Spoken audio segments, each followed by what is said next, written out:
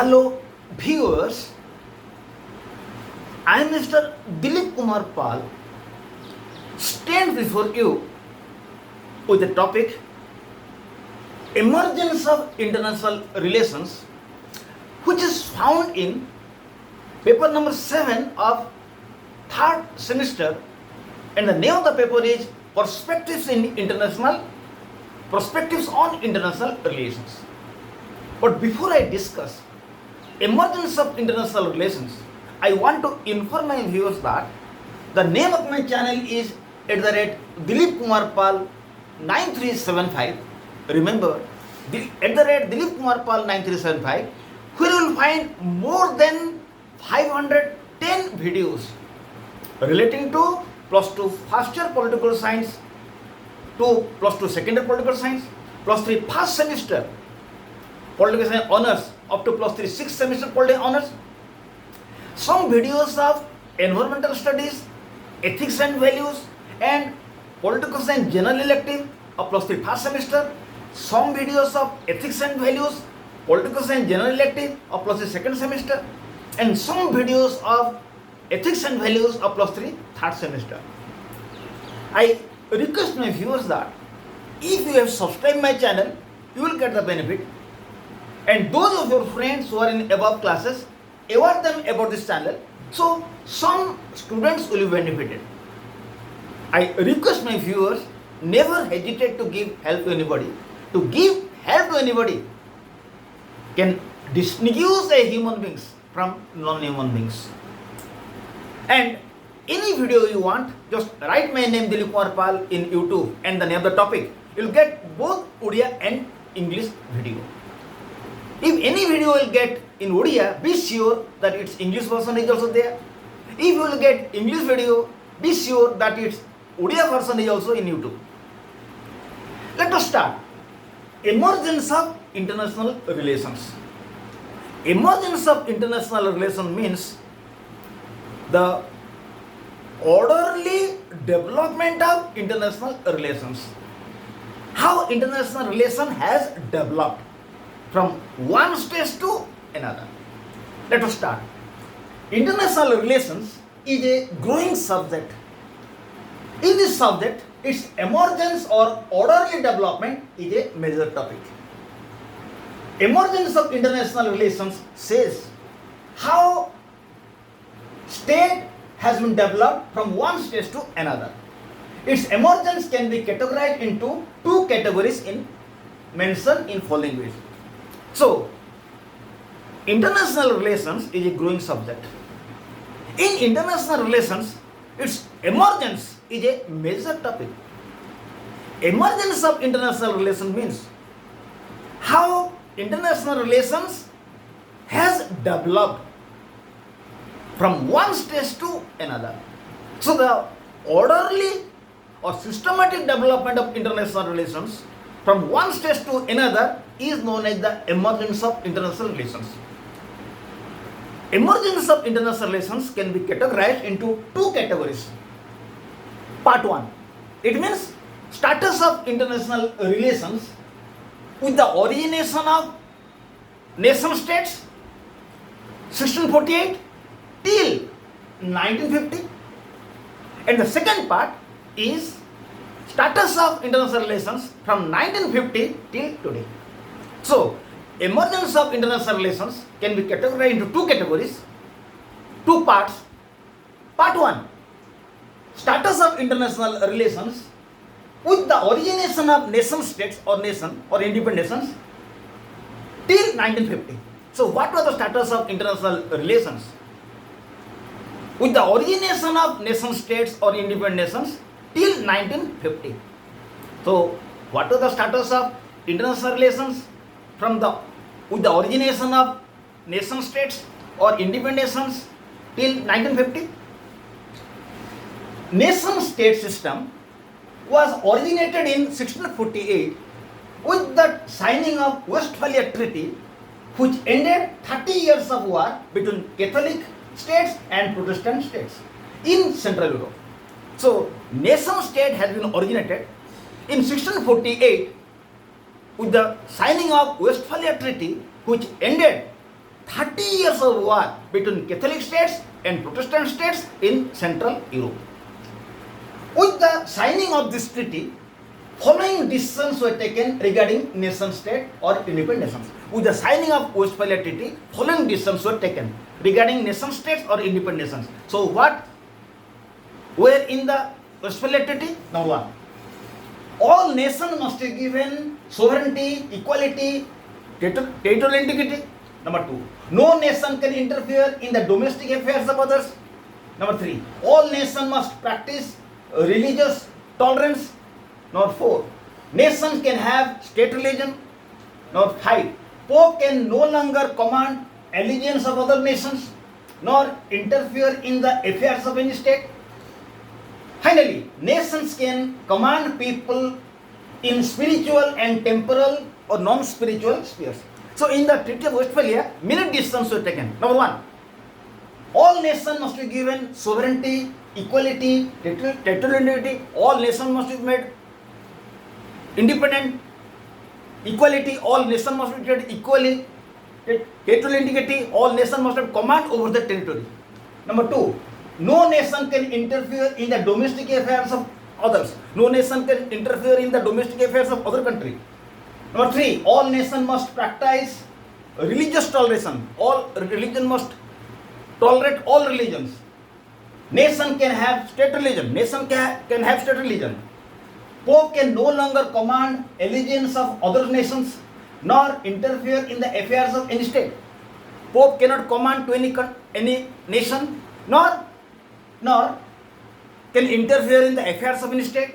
Finally, nation can command people in spiritual and non-spiritual or temporal spheres. So these are the decisions taken in Westphalia Treaty about nation states. Now discuss. In addition to that, it is accepted that nation must have four basic features. Number one, sovereignty. It means nation must have command internally and externally. It means nation must have command internally and externally. Internally means a nation must have command over all people and associations within the country. Externally means, external sovereignty means free to make foreign policy. So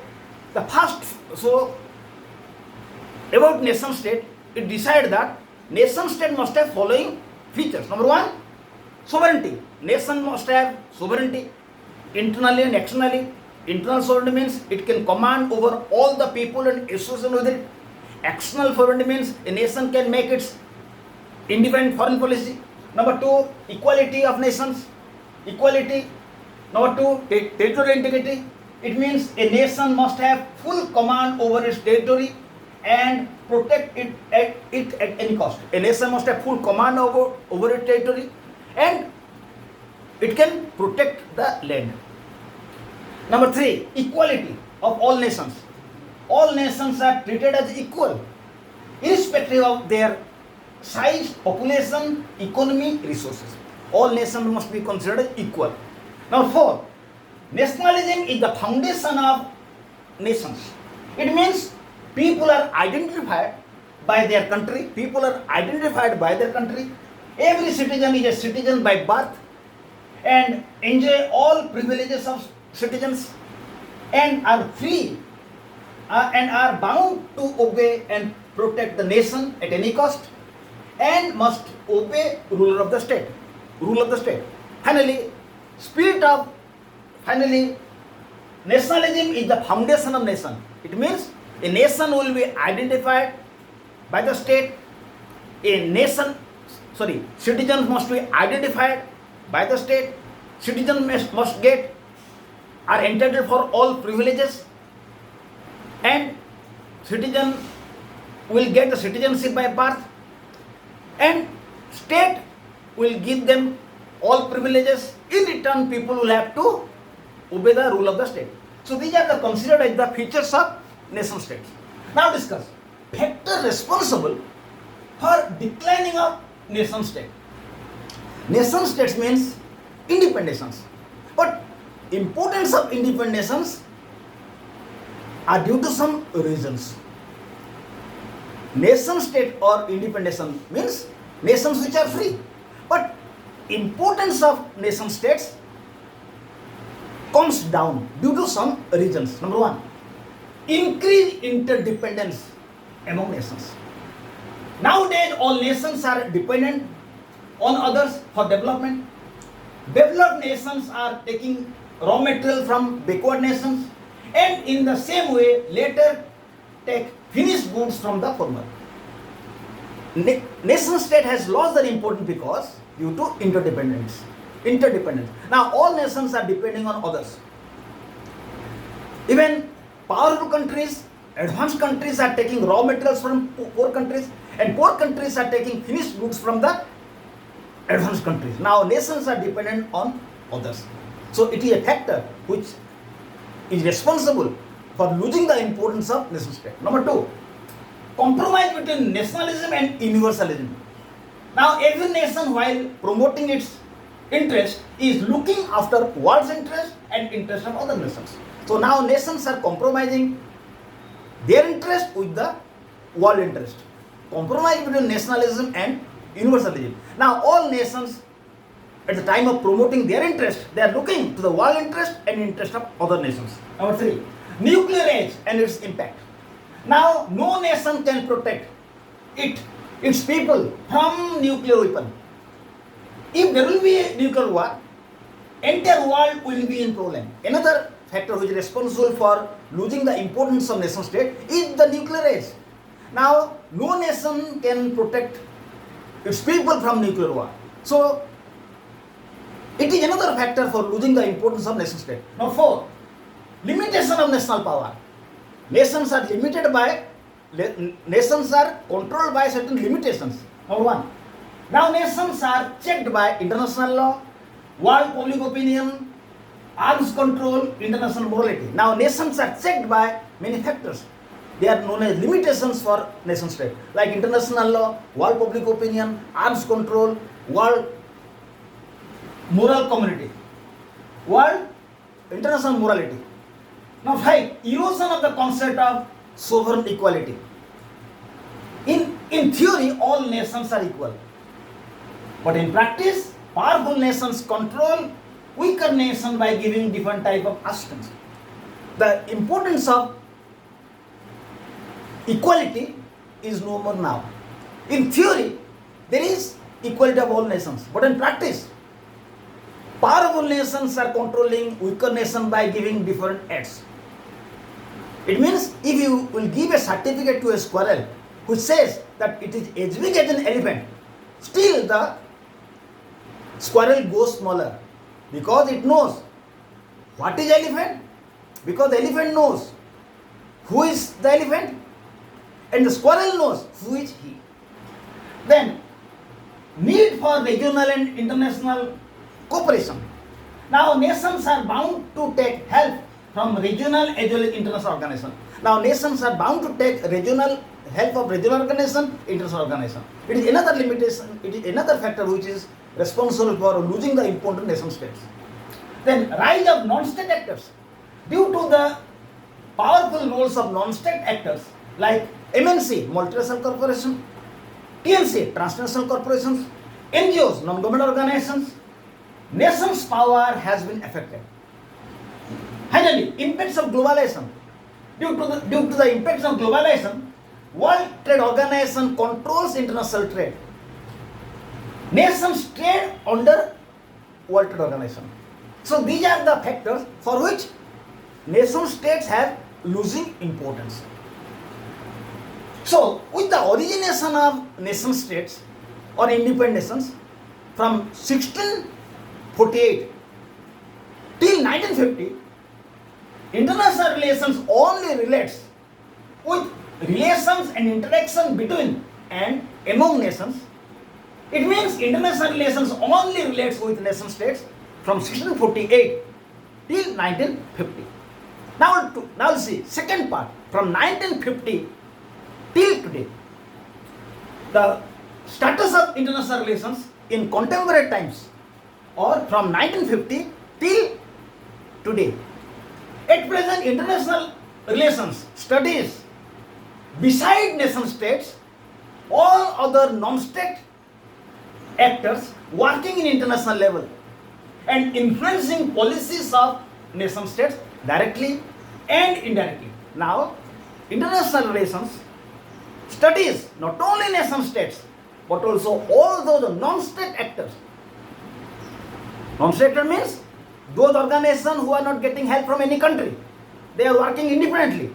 Now international relations studies not only nation state but also role of non-state actors who are very powerful in international organizations, who are very powerful in international level, and they are influencing foreign policy of different nations directly or indirectly. These are MNC, multinational corporations, means company who have business in different states having what headquarters in a state.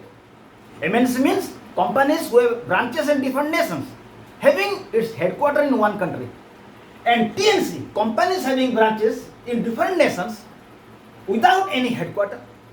NGO, non-governmental organizations or non-profit organizations working for people interest in the world like Amnesty International, environmental protection groups, International Red Cross Society, international organizations like UNO, WTO, international agencies like IMF, ILO, WHO, etc.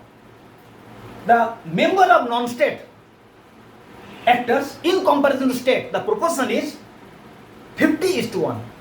So now international relations studies states as well as non-state actors operating in the world level. So from 1648 up to 1950, international relations studies only nation states. It was its status up to 1950. But from 1950 till today, the status of international relations is that it studies not only nation states but also roles of non-state actors who are influencing foreign policy of different nations and who are playing a very powerful role in international level. Thank you viewers. I request my viewers to watch this wide video and listen to me so that this video will be helpful. Thank you. Have a good day.